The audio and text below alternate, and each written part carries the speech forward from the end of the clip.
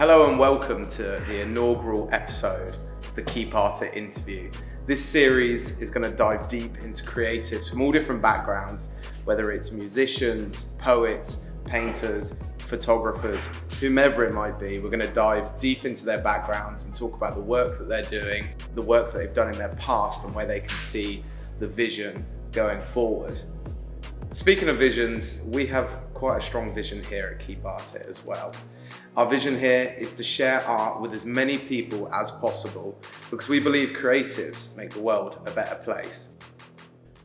I'm lucky to be sat down with one of the best environmental artists that I know of personally. His name's Andrew Bones Colwill. Andrew, thank you for coming on, man. You're very welcome. Thank you for having me. It's good to have you on. We've had a couple of conversations in the past. We have. And we've jumped quite deep into some bits and bobs. But so to sort of start off, because this is our first interview here at Keep Artist, I'd like to go back to the beginning. Where did Andrew Bones Colwill, as an artist, where did you start?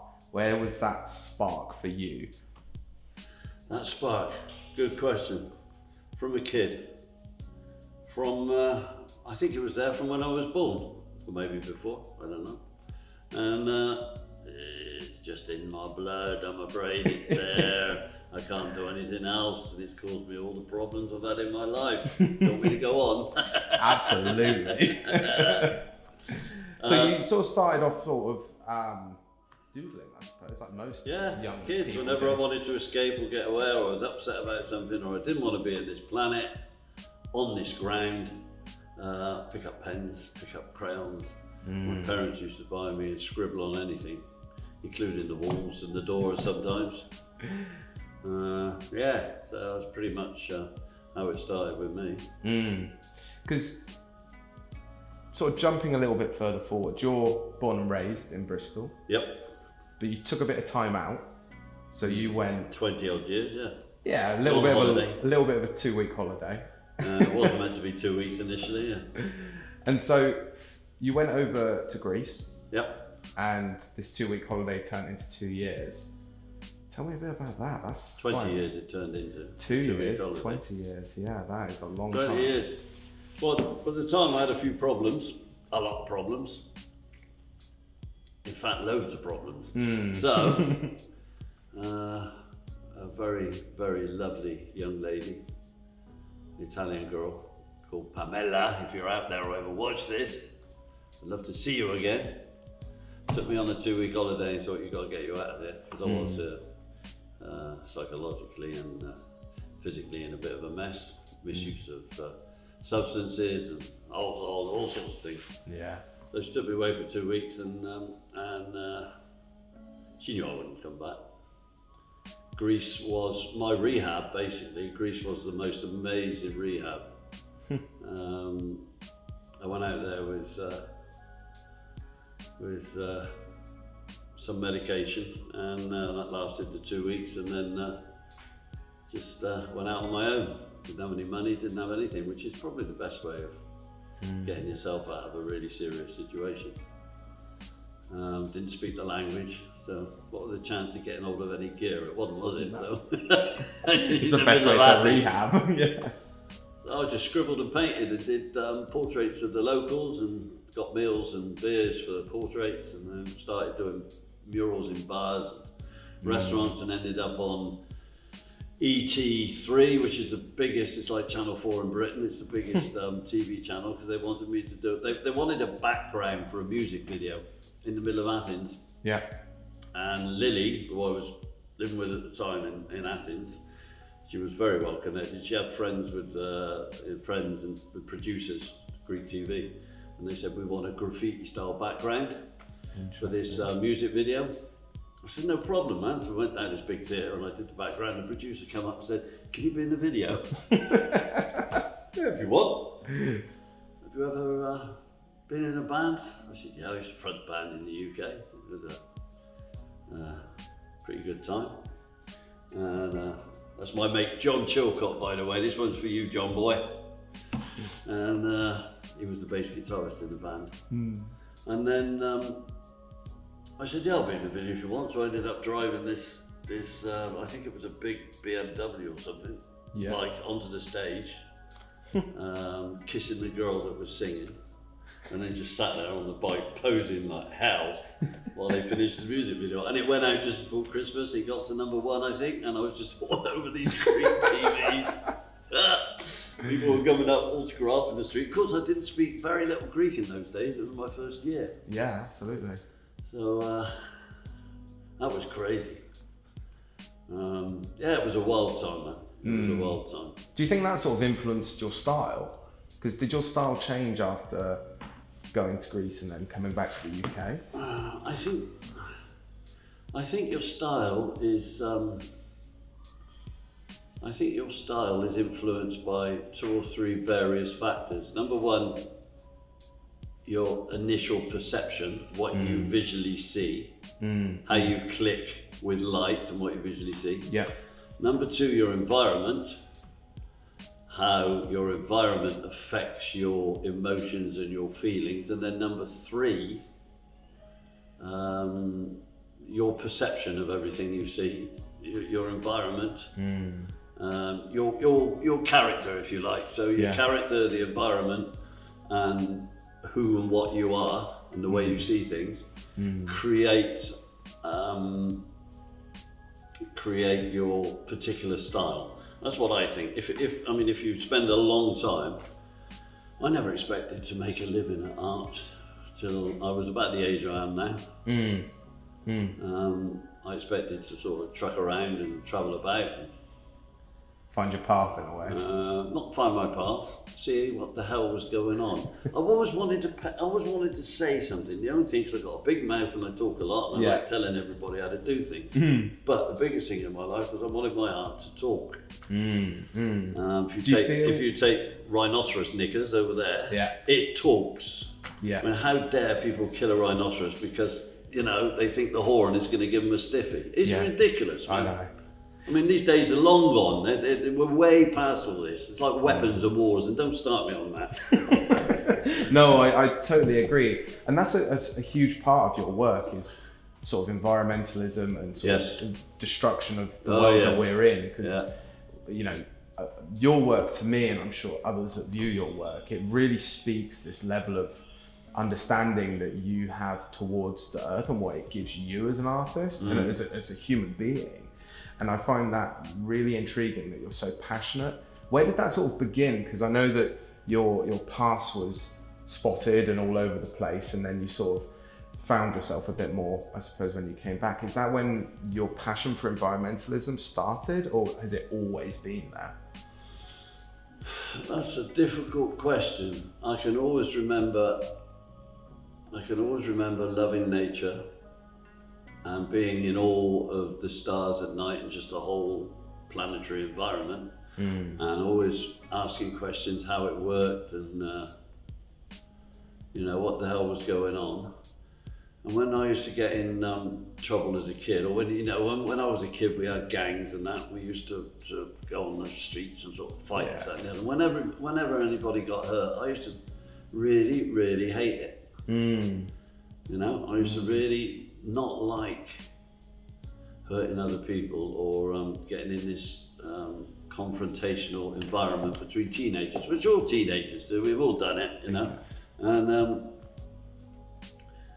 I actually worked it out by the time I was in my early to mid-20s. I actually loved the human race. I love people and I love the species. And I understand now at my age their faults, why they are the way they are, what makes them tick.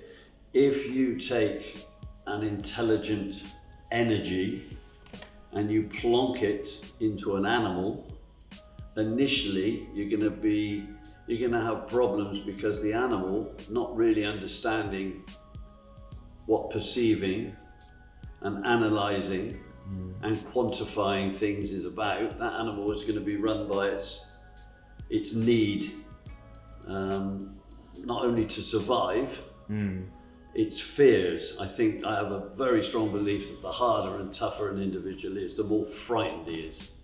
Yeah. The quieter and more gentle a person is, the less frightened they are. That's personally what I believe. But also people will, which is a big part of the human race, which is why so much money is made with fashion and what cars you drive and makeup and stuff like that. is to impress our neighbours. And I spent till I was about 40 years old wanting people to look at my work and tell me how clever I was. Big part of my life was, look at me and how clever I am, look at my work, I'm a genius, my work is out there, it's something different. And people coming past and going, oh Andy, that's brilliant, I love it. Really gave me a rush, like having to hit a smack or a line of Charlie. I got this rush. Fortunately, I've passed that one. Do you think that's come with the maturing of you as an artist and as a person? Not only as an artist, I think anybody who actually is able to, first of all, look at themselves. That's the big one. That's what took me such a bloody long time. Yeah. Was to look in the mirror and go, you know, you're about this. That's bullshit. You're only doing that to impress people. Like this is what you're about. Yeah. I think anybody in any walk of life crosses that line and is able to then look at themselves, they have a point, a pillar of stability. Yeah. That they can then look at the rest of the world from.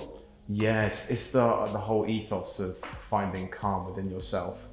Whether you want to be at war with yourself and calm with the world, or calm with yourself and at war with the world, it's like kind of this understanding of where you are as a person. I don't think war is the right word, Jacob. I think war is the wrong word. I think we're designed to, I think we're here to progress. Number one, to understand. I mean, to try and understand something is not to go to war with it.